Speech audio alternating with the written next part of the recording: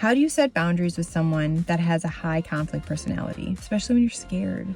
Maybe you're scared they're going to pull the grandkids from you. Maybe they're scared they have something else over you and they're going to pull that card. You set boundaries with them the same way you would set boundaries with a 12-year-old. Hi there. Welcome back to the Mind Your Boundaries podcast. I'm your host, Jessica Miller. This is episode number 7, and we are diving into the choppy waters and setting boundaries with loved ones with high conflict personality.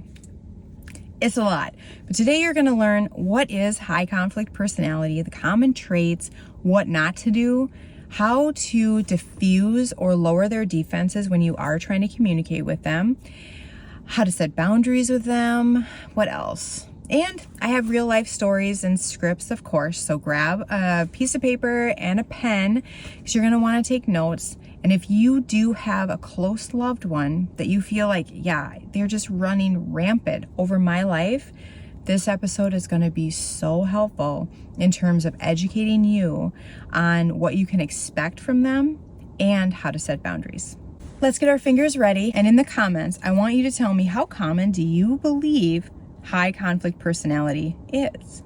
Is it 1 in 500, 1 in 100, like 1 out of every 100 people you meet? They'll have a high conflict personality. How common is this? According to Bill Eddy, he has dedicated his entire professional career from being a lawyer to a social worker to now he just researches high conflict personalities and everything about it.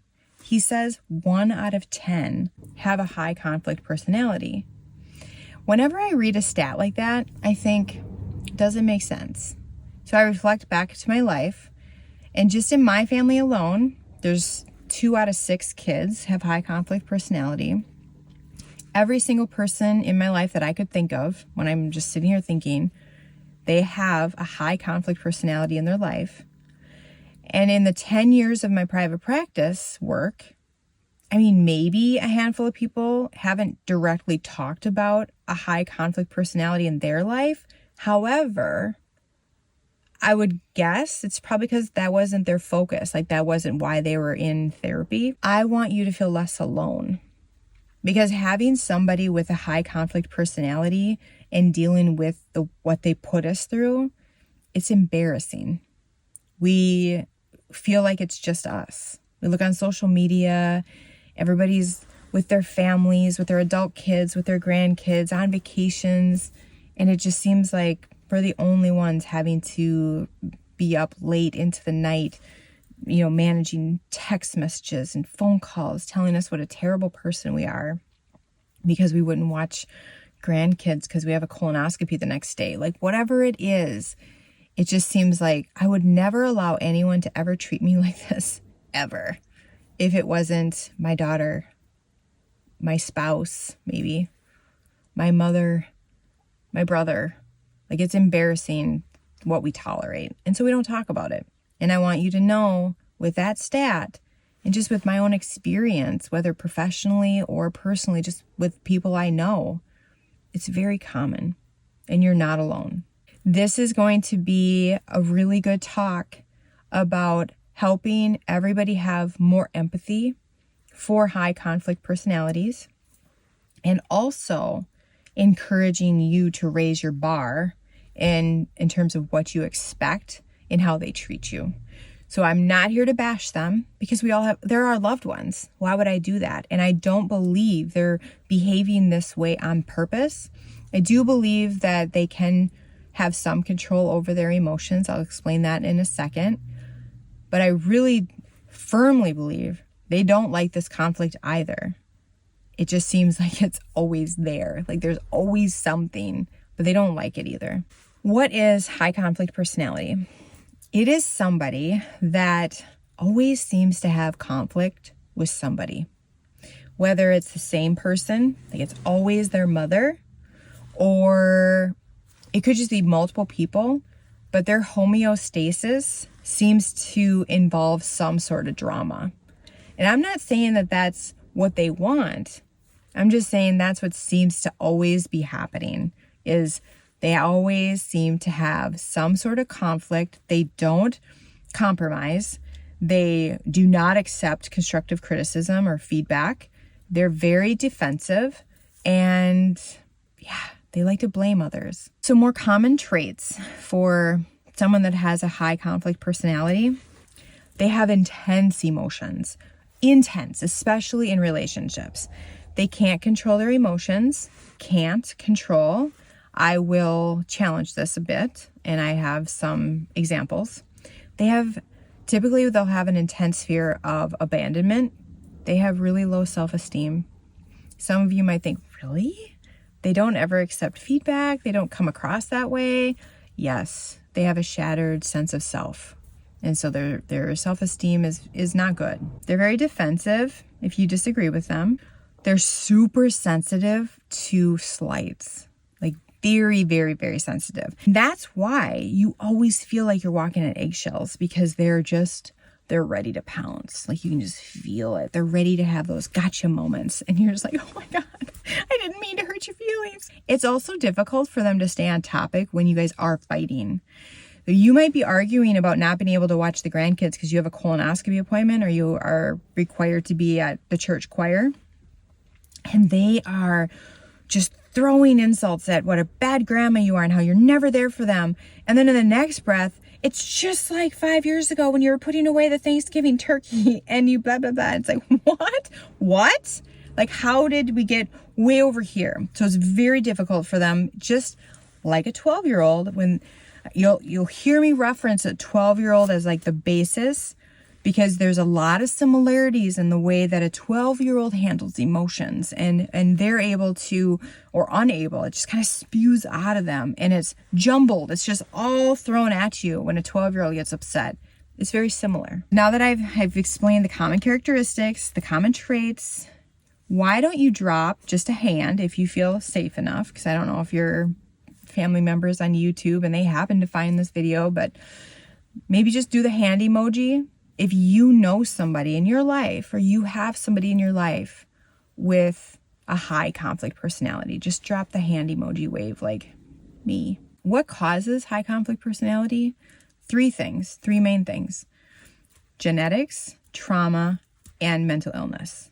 Some other things to keep in mind: high conflict personalities are all or nothing thinking. So they are black and white. There is no gray. It is very important for them to get the desired outcome that they seek, and they will do it at any cost. It is wild. And I'll talk about some of the things that they'll go to, some of the lengths they'll go to get their desired outcome. And it's because it's all or nothing, good or bad. And it's the same way they think about themselves. So you're all good or all bad. So if you accept accountability, if you accept your role in a conflict, it's not like they made a mistake. It's they are a mistake. They are bad. You're all good or all bad. Same as when we were 12. If a friend was mean to us, betrayed us, what a crappy friend. What a crappy person, right? They were all bad. If your dad didn't let you go to a concert in the cities as a preteen with your friends, you were like, oh, what a crappy dad. He's a bad dad. Doesn't get it. And now you look back and you're thinking, oh, well, even if a friend does something to you now, you're like, oh, you're not a bad friend. You just made a mistake. My dad wasn't bad for not letting me go to that concert. He actually was being protective because the parents that were taking us were really irresponsible. And he was afraid for my safety. I couldn't see that when I was 12. I didn't have a gray part in my brain. I only had black and white. So he was all bad at that point. And I just hated him for so long for making me miss it. Now I can see, like, no, I mean, obviously he had his reasons. Obviously my friend, if they hurt me, they would have their reasons. I can see gray now. People with high conflict personality, they can't see gray. And with their low self-esteem and their shattered sense of self, it's very difficult for them to admit mistakes, because if they fear that if I am all bad, like, so if I say I did this wrong, that means I'm all bad. And they think that that wave of intense emotion, like, they wouldn't be able to handle it. And so they don't even try to wade into those waters because of the black and white thinking. And that, to me, it gives me so much empathy for them, because it's very frustrating as the loved one to never have your family member just admit fault, just any responsibility in any of the drama that they cause. It's so frustrating. But then when you look at it like they feel like they would be just taken under by accepting any of the fault or accountability because they see it as then I am all bad, like I'm just a garbage human, then I understand it. And then I have empathy. All of this feels like our high conflict personality family member is very selfish. But if you put it in terms of a 12-year-old, 12-year-olds are really selfish too, because they see the world as what the world does to them, like how the world impacts them. That's why they're always like the victim and what happened to me today. It's very self-focused. That's the way their brain is structured. And then eventually in development, our brain, like it flips and our perception then goes out to how I impact the world. For them, it doesn't flip out. It just stays inward. So that to me says they're unable to see things my way. And when I know that someone is not able, that they don't have the skill set, again, that gives me great empathy for them. I don't blame them then because I understand they just can't. I really want us to have understanding, and I really want us to have a lot of compassion on this podcast, not judgment. And that's why I'm trying to really dig deep so that you understand like high conflict personalities. I have to tell you, they are some of my favorite clients to work with because they are the most misunderstood. And I love them. And I mean, my colleagues, they feel like they're just a malpractice suit away. You know, they're just sitting there waiting to explode.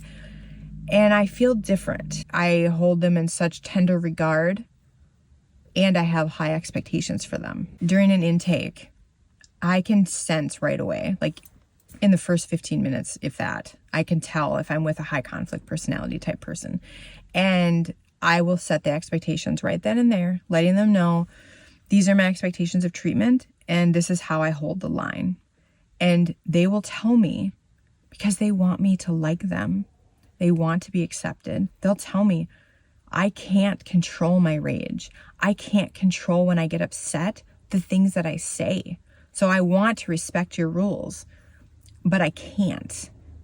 To that, I follow up with, have you ever been pulled over by a police officer? Have you ever had an interaction with a police officer that was unpleasant? Like you got pulled over, you were late, you didn't want to get a ticket, didn't want your insurance to go up. How did you treat that police officer, even though you were upset? Were you screaming at them? Did you get hauled to jail?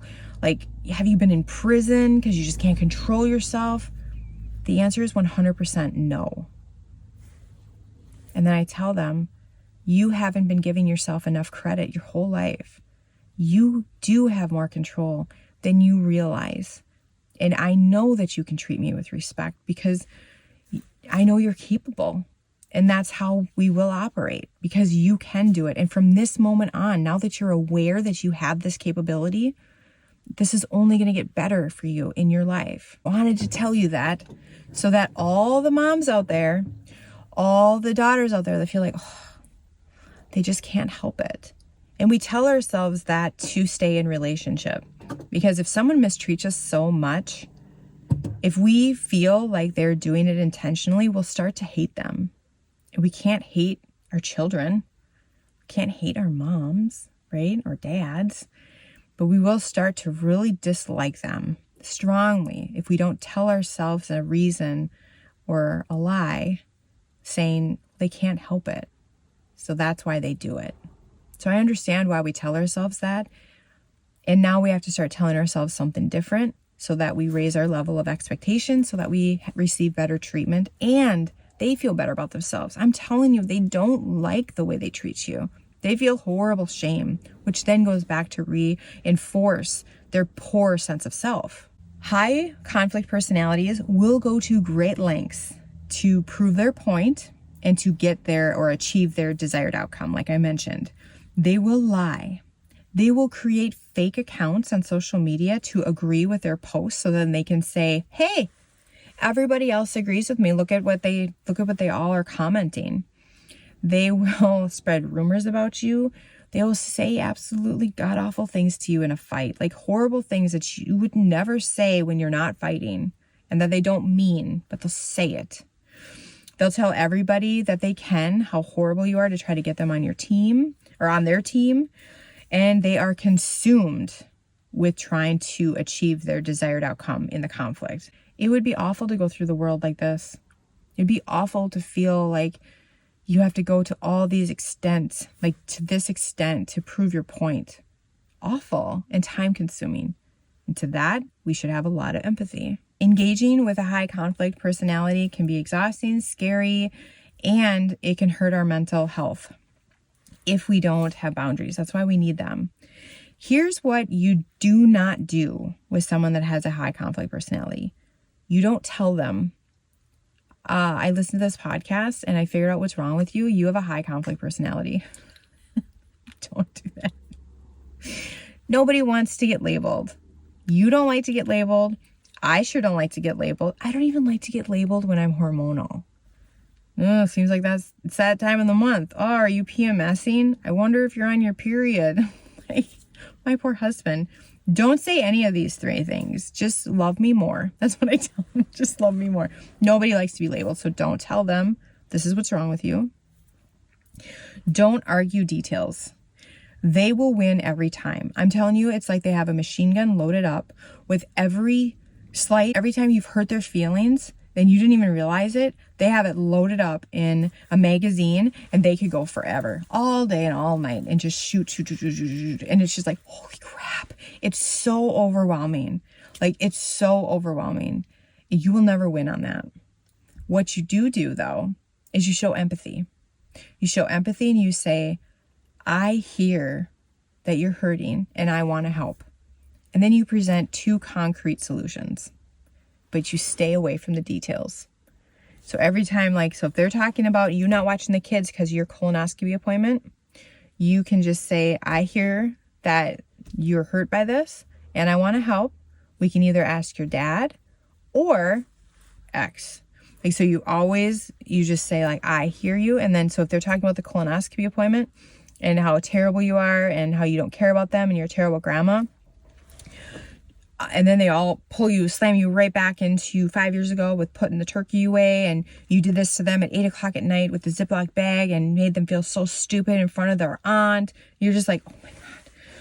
I hear that you need my help tomorrow and you're really disappointed that I can't.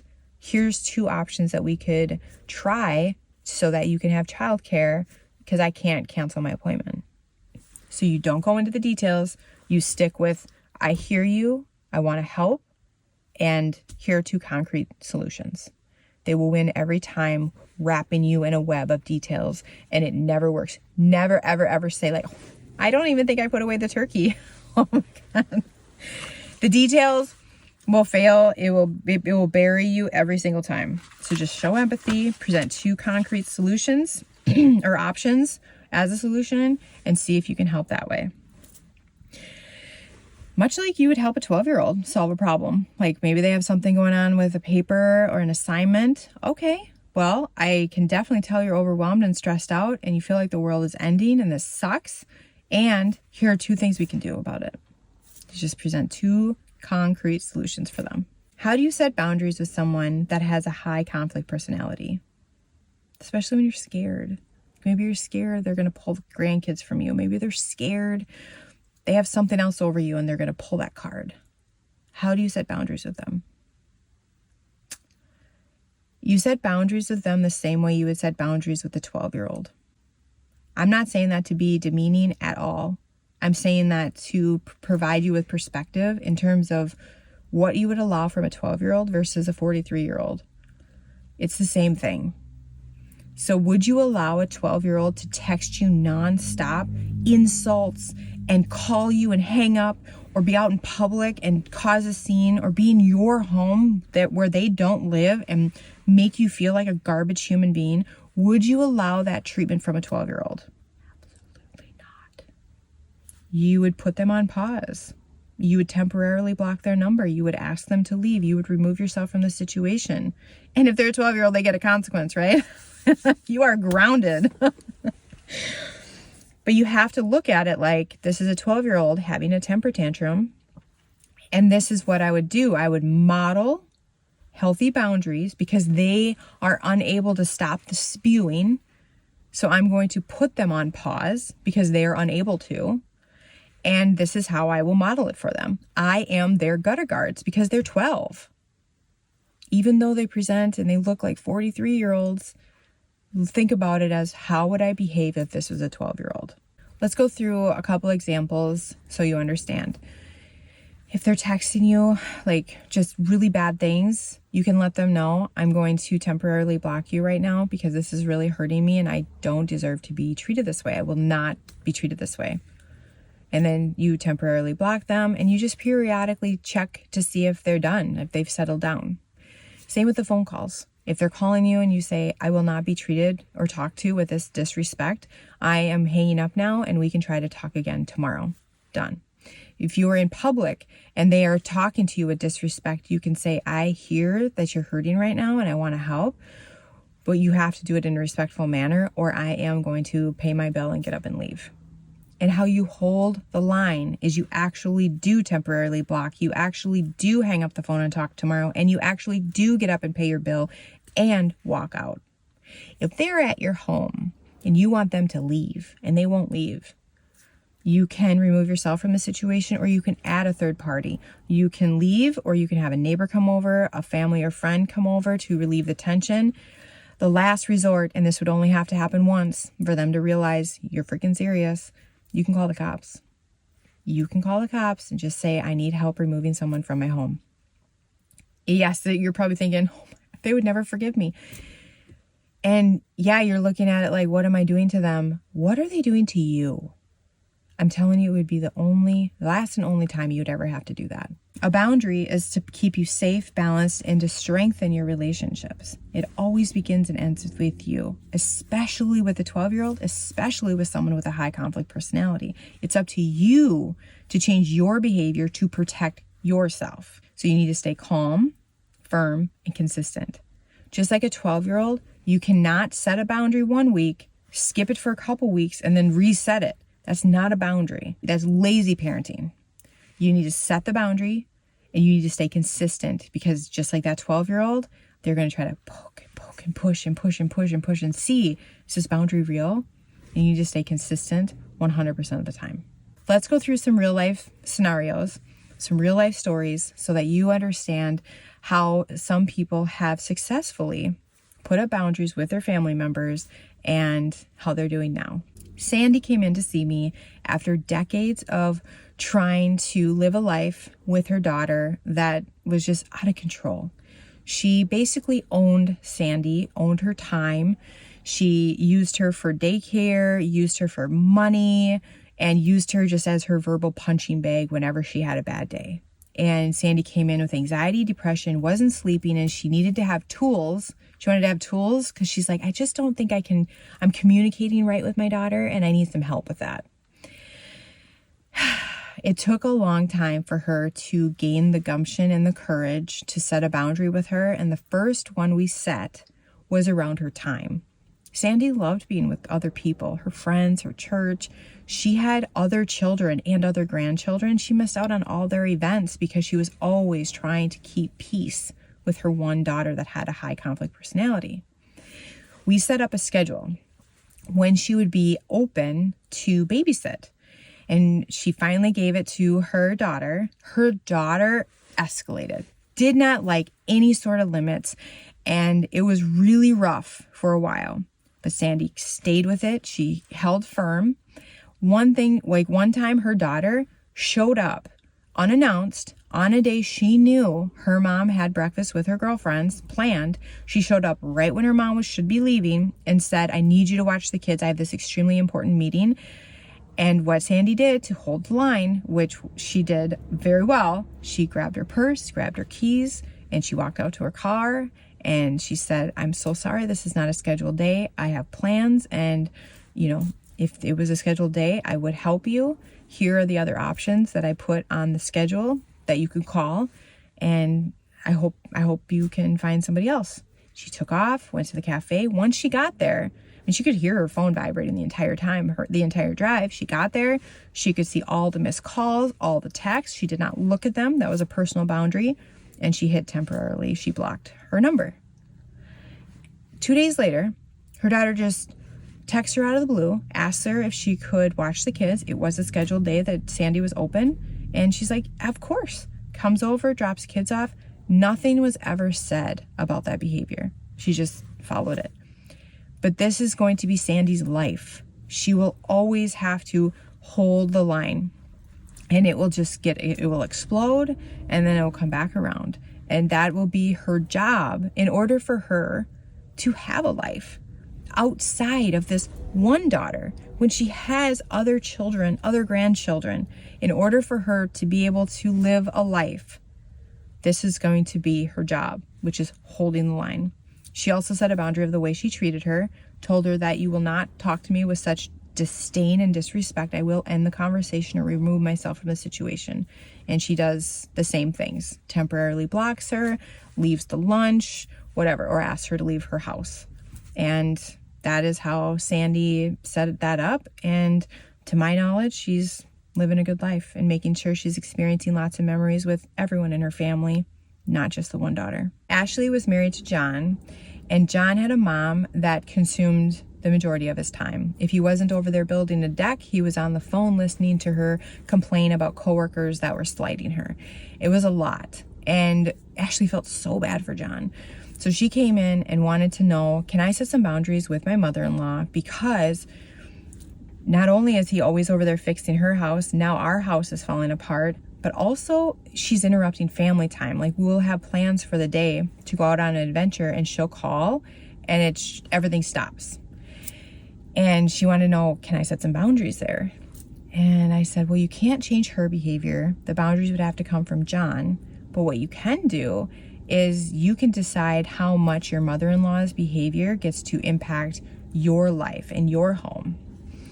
I suggested, what if you had a handyman that you told your husband, well, I'm going to start hiring Phil to fix our house while you're over there doing jobs for free for your mom.